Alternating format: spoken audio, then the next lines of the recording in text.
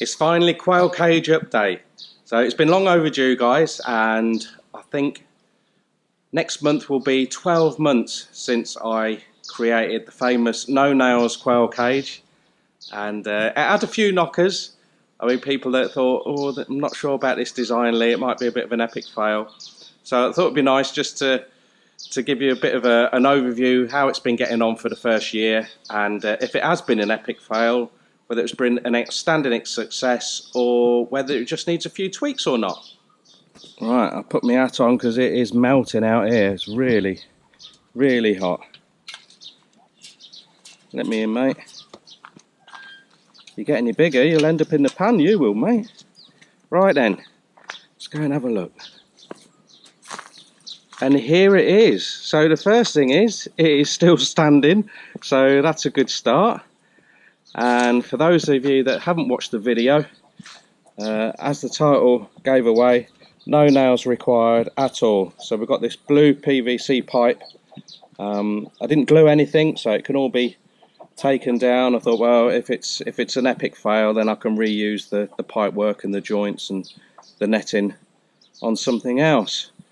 So one of the drawbacks I have had, let me just put the quail food down, is some of the chickens like to sit on the top. So if I was going to do the quail cage, no nails quail cage Mark II, I'd put something a little bit more suitable on the top.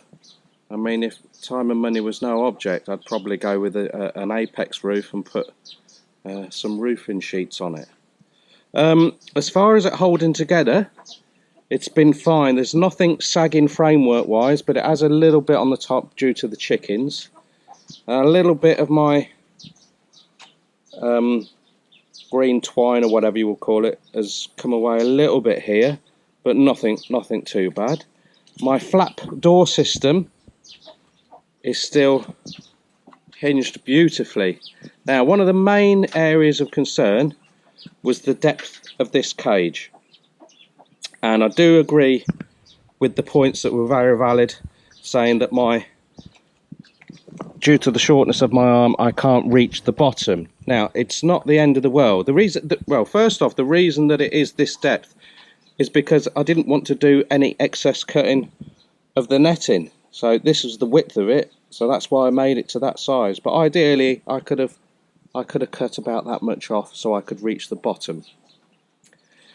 Because people were concerned whether I can feed them okay and change the water and get the eggs. So let's just show you how I collect the eggs, because there's 3 in there at the moment. This is my aftermarket locking device.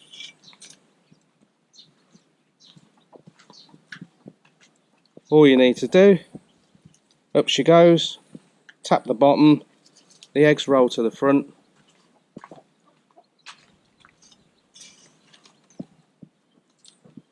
Hey, tongs, easy peasy, lemon squeezy, as they say.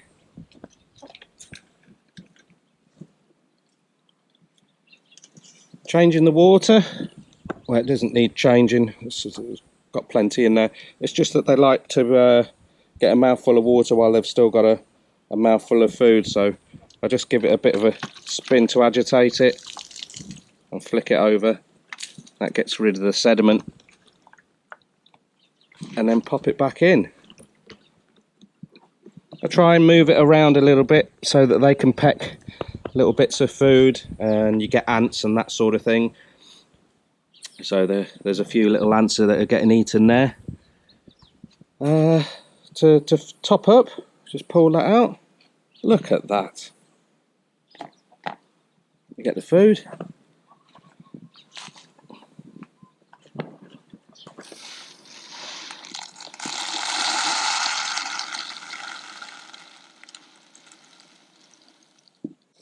Now, I always try and position it in this bit here, and I'll tell you why. Because as you can see, they don't half kick it about. So when you keep quail, there can be quite a lot of waste. and obviously that's lost money. So here, what I noticed, there's little chicks that were pecking underneath, and gradually they've made a bit of a divot under there.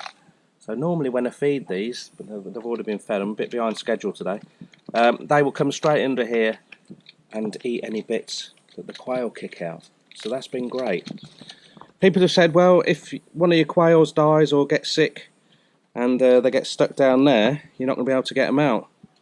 Well, I just use a stick, just pull them out. So I think we started off with 11 and we got 7. So they didn't get sick, it's just quail fight quite a lot.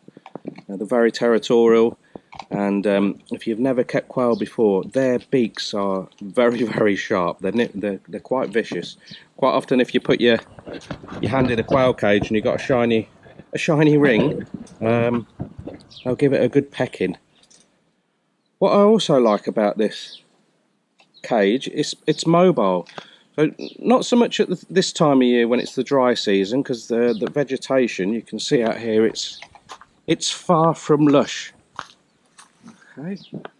But when that greens up a little bit, we just drag this out, pop it onto there, onto the grass, and they like to eat some grass as well, grass and weeds and little bugs that are in the grass. As far as cleaning it goes, every now and again when we lift it up, we just give it a kick, and I don't know whether you can see, there are some droppings on the floor there, but as you just kick it with your toe, most of it falls through. And then when I normally take it out there, if there's quite a bit in there, I'll just hose it down, but I think I've hosed it twice, so it's not as if it gets all matted up. Quail droppings are quite dry, so as long as they're not massive or they get stuck together, they drop through that size mesh no problem at all. So has it been a success? Well, to me, yeah, no problem at all. I like that it's totally enclosed, so we haven't lost any to predators. No quail have got out at all. Yeah, I like that we can move it around. The only thing that you have to be aware of when you move this out onto the grass is that obviously during certain parts of the day, if you don't keep on repositioning it, you'll cook your quail in the full sun. But you can see when you first put them out, they love the full sun, and they'll just sort of like sprawl right open and just air themselves. But where we are here, I know it looks like a gypsy site, it's pretty much open. We like it this style, you know, so you get plenty of fresh air running through. Nothing's too enclosed, and they seem to enjoy it. These birds are about a year now, because we hatched these in our incubator obviously before I started creating this masterpiece. So they've got about another 6 months and then the egg laying will start to drop off. But we've got other quails as well in another cage system. I'll show that another day. And they're knocking on 2 years now, and they're still producing. So I've just been gathering the last couple of weeks. I've got a couple of 100 fertile quail eggs. Well, I hope they're fertile. The boys, the cockbirds are doing their stuff. And now we've got clear blue skies, we can afford to use a bit more solar, and we're gonna incubate some more. I like quail, but as I say, they're quite vicious. They look like butter wouldn't melt in their beaks, but yeah, if you put too many together, it all kicks off. I can't remember how much this cost. I know the blue pipe work isn't particularly expensive in Thailand, but it soon tots up, you know. So as well as the lengths of pipes, you've got 8 corner pieces and three joint sections there. A roll of green twine, which wasn't a lot, and I only used a tiny bit anyway. And then that mesh, which, although it's only plastic, I suppose because we don't keep it in full sun, that's holding up really well. Probably better than I thought it would. It hasn't split anywhere at all. Marks out of 10, I don't know. I'd probably give myself a 9.5. I don't know, an 8. I should have just been a little bit less lazy and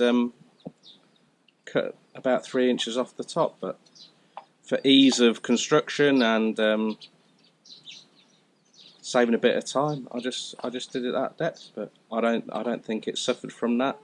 Quail are a flight bird. They fly. They like to fly. If you keep them in a very short enclosure, they're going to bang around quite a lot. So let them get some good air. And although they are serving a purpose for eggs and meat, just try and keep your birds happy, shouldn't you? We all know that, guys.